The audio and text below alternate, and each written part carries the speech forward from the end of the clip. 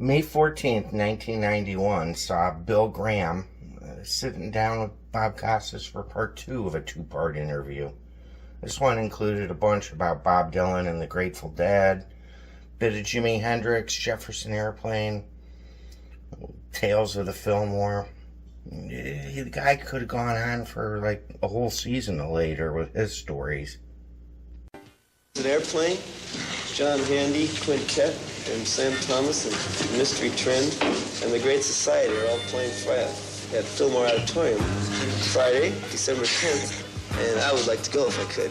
Thanks for staying up later. Bill Graham has been an enduring presence around the rock and roll scene almost since the very beginning. He was with us last night, and we're just going to continue here with part 2. Take me back to the beginnings, I guess it's fair to say, to the Fillmore in San Francisco in the 60s. How did things get started for you?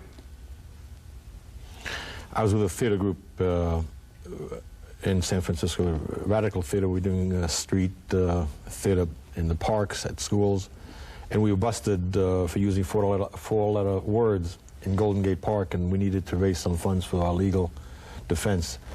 And through the years, I'd met some of the cinematographers and poets and musicians, jazz and rock, because we used to have parties up in the loft to let them use that space and dance groups and whatnot. And we decided to have a big fundraiser in our loft, and I saw the underbelly of San Francisco come, and then it was so successful we did another fundraiser a few weeks later.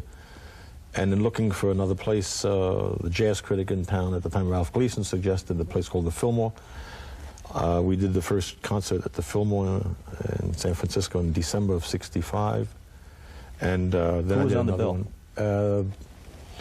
The Warlocks, who became the Grateful Dead, and Jefferson Airplane, the Fugs, and Allen Ginsberg, and Lawrence Ferlinghetti, and local artists from the area at the time, and filmmakers and slideshows and whatnot. It's interesting you mentioned Ferlinghetti and Ginsberg. These are poets, yeah, but they routinely appeared on the bill with music acts, right?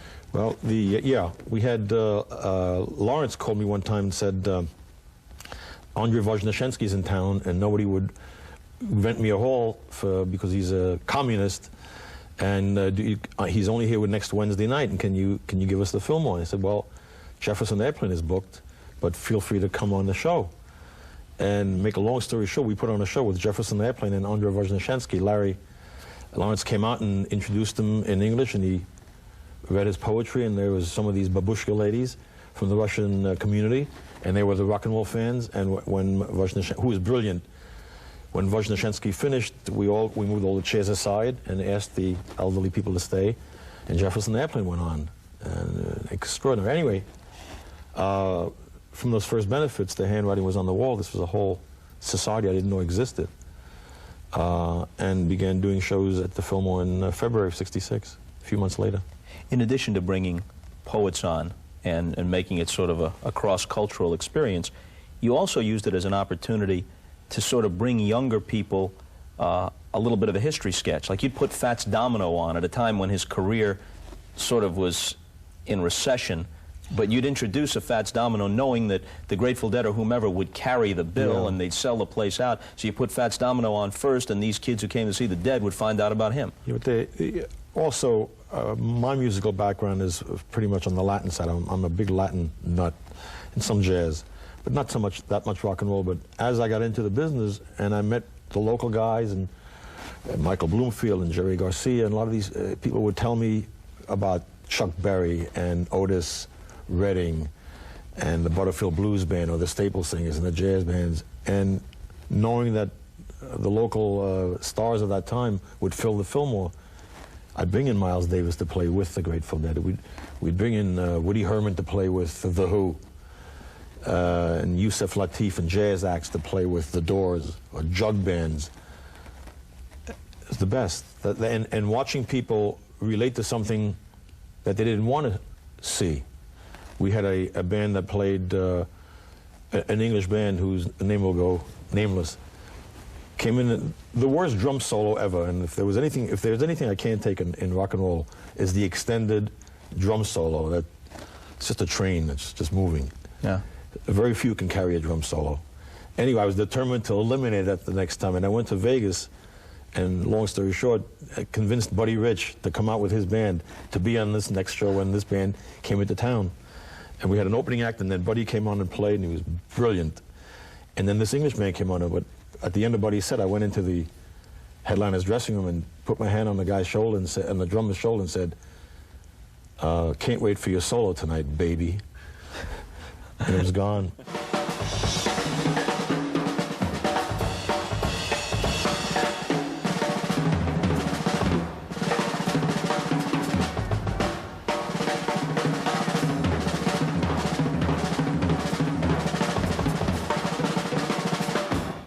I'll just throw some names at you. You give me your reaction. Janis Joplin. Ball and chain. Just a woman, an artist that you couldn't put on a record and get it. You can't bottle her. It's like the Grateful Dead.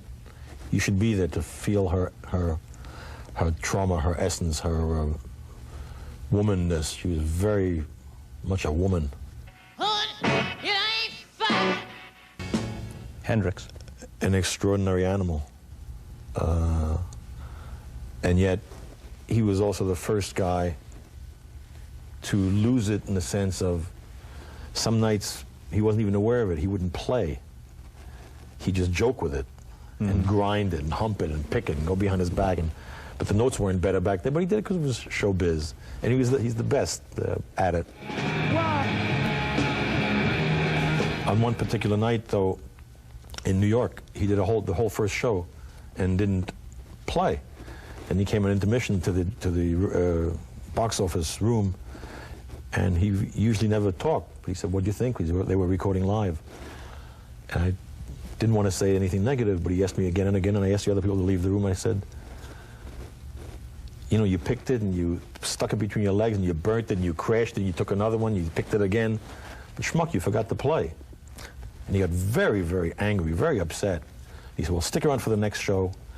And of course, I stayed for the second show, and it was 75, 80 minutes of the best. Never moved away from the mic, just played and sang. And at the end of the second set, he walked over to the side of the stage and said, "You're satisfied now? Is that good enough for you, Jack?"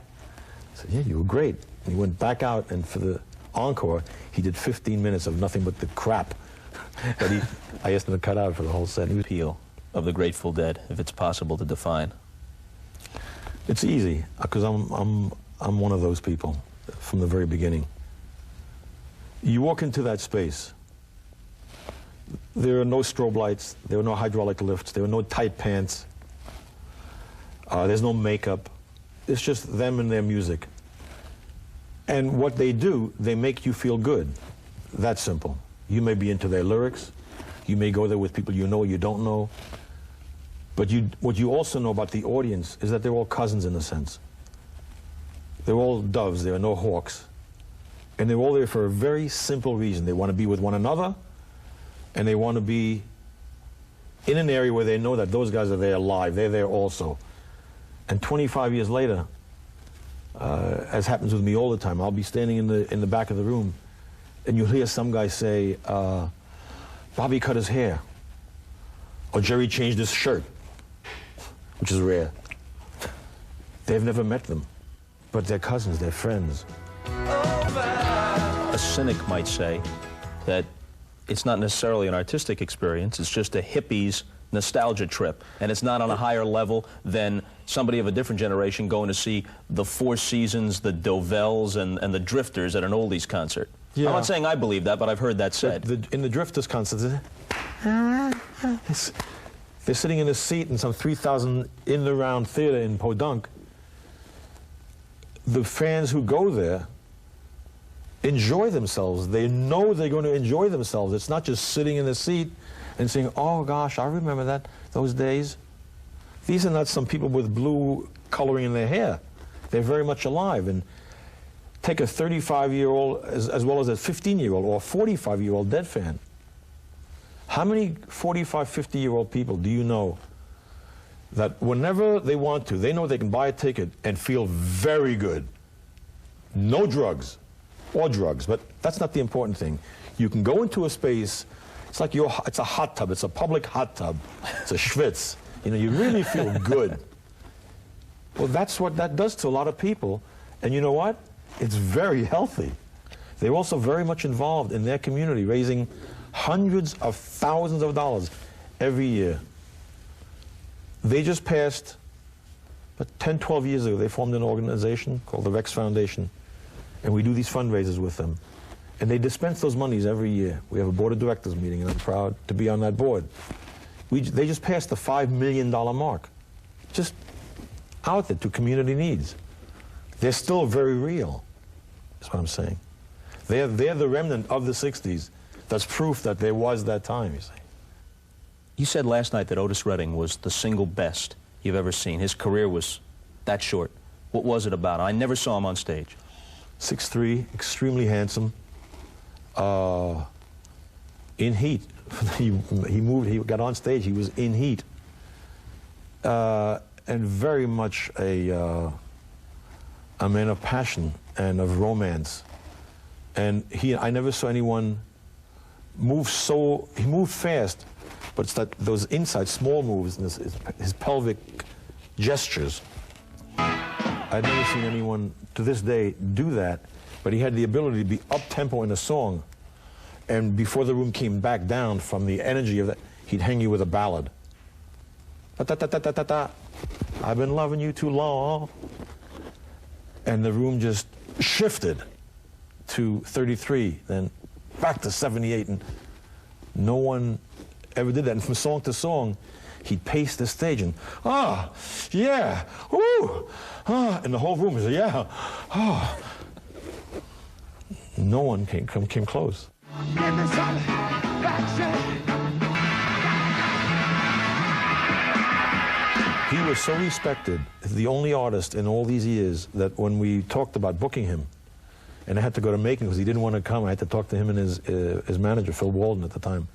When we told the guy on the scene in San Francisco, every headliner insisted on opening for him. The Grateful Dead opened one night, Country Joe opened another night, and Johnny Talbot and the Things, a great local band. But the Dead begged to open for him, and Janice was there every day before we opened the doors. When are you opening doors? I want to be there first, so I'm right up front. Because nobody wanted to follow this guy. But everybody wanted to see the man at work. He was the polka man coming to town, you know.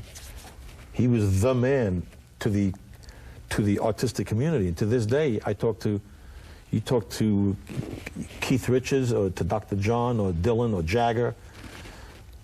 Give me your top 10 list. He is not on. He doesn't miss on any list.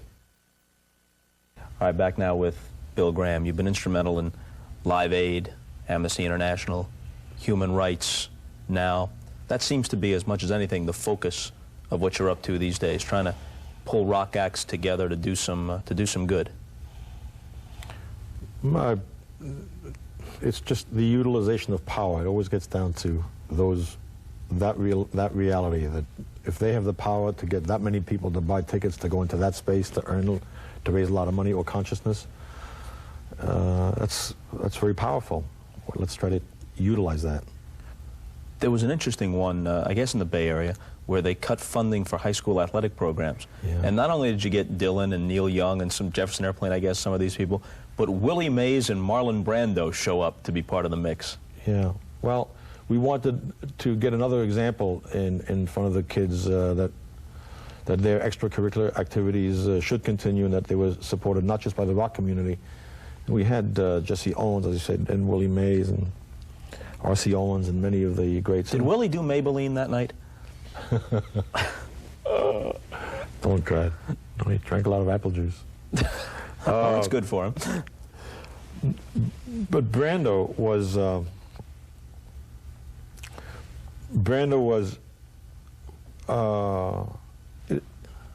remember when we introduced him, it reminded me right that second to the Hitlerian sound, the Nuremberg chanting, that level when you get 300,000 just because there was a pregnant pause, and all of a sudden there's a guy that's beyond, you know, he's up there, Brando. And he spoke to them about their youth and to listen to their parents and to think about the Indians and get an education. But when he came off, he was just taken by this response, and we went over and checked with him a number of times if he was okay, and he kept on just saying, okay, let me catch my breath, and had very watery eyes. And finally, 15 minutes later, I went over to him again and I said, is everything okay? And he just grabbed my arm and said, you know something, those weren't extras out there. And all of a sudden I realized that because of his profession, he never gets to experience what rock and roll stars feel all the time, this mass adulation. With him, it's those extras in Viva Zapata get paid $26 a day to get on the horse, to get off the horse, to laugh, to smile. You're paid to do that. Well, those people gave him something that he just doesn't experience. And he had never received that. Yeah. And in our industry, those stars get it all the time. You can imagine what that did to that man. Sort of like 50,000 people. Sort of like the Marilyn Monroe, Joe DiMaggio story, where she went to Korea and she came back and she said, after having worked on movies and great acclaim, but there she was in front of the troops, she said, Joe, you've never heard such cheering. He said, yes, I have. That's right. That's right. Do you think part of the reason why a guy like Neil Young, in addition to the quality of his music, is so popular now is that a certain portion of the audience just wants to embrace something that isn't so slick, and it isn't so soulless, and isn't so MTV, and isn't about fashion as distinct from style, and that's an important distinction. You know, a lot of guys have style, that's worth admiring. Fashion is crap. You know, it's depressing, the level of some of this stuff. I agree. Neil also is a great musician, great songwriter. Another one, benefit guys. Anyway, he's involved with a school, a therapeutic school, and every year he calls the musicians. We do the show at Shoreline, raises $200,000-300,000, and the school goes on. One guy picks up his axe, $300 grand every year. Enjoyed these last 2 nights would be an understatement. Bill Graham, thank you very much. Thank you. Appreciate it. See you later.